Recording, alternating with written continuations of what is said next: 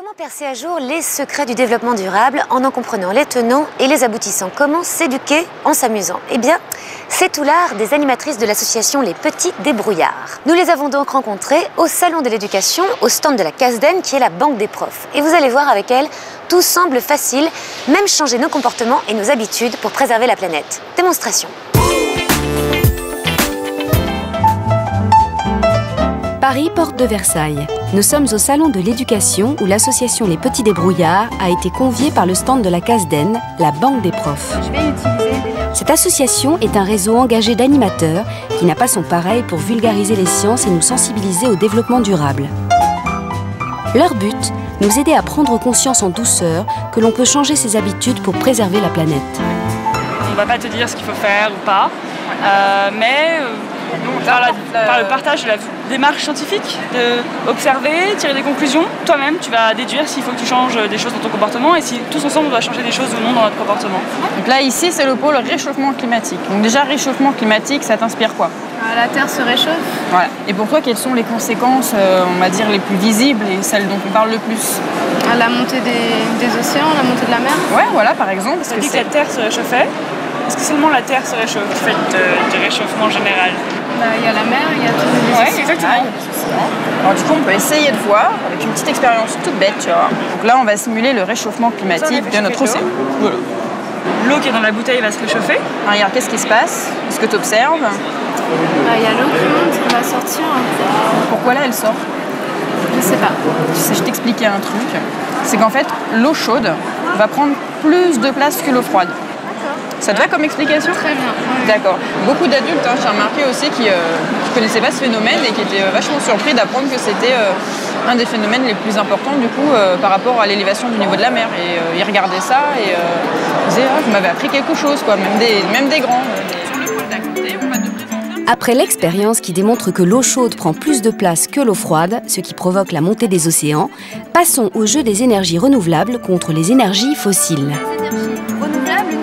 On a des énergies renouvelables et des énergies fossiles. Et c'est à toi de mettre tout ça en place. Et pour vérifier, hop, tu appuies.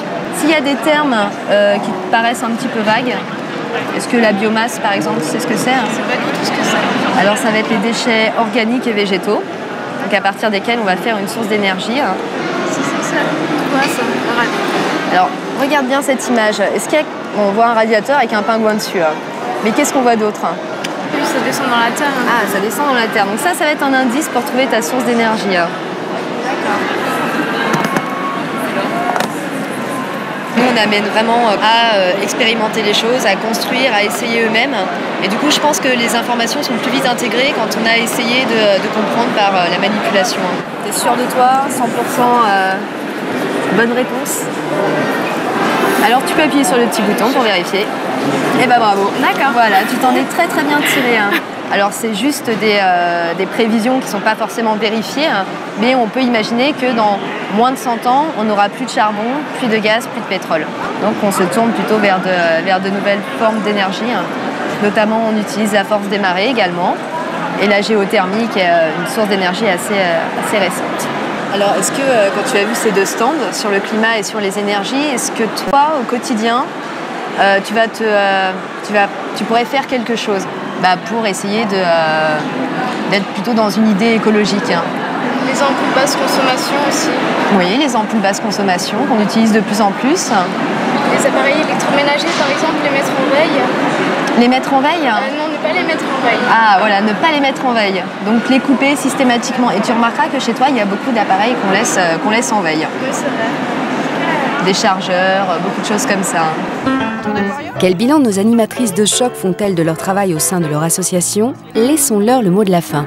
Beaucoup d'adolescents sont déjà bien renseignés sur les différents types d'énergie et les adultes un petit peu moins. De toute façon, les petits débrouillards sont là pour apporter l'information, pour apporter peut-être différentes alternatives et après c'est aux gens de se faire eux-mêmes leur idée. C'est vrai que, comme tu disais, c'est vrai que les jeunes, même les petits bouts de chou, ils sont de plus en plus sensibilisés et en fait les enfants, eux, quand ils vont grandir, ça va devenir des habitudes.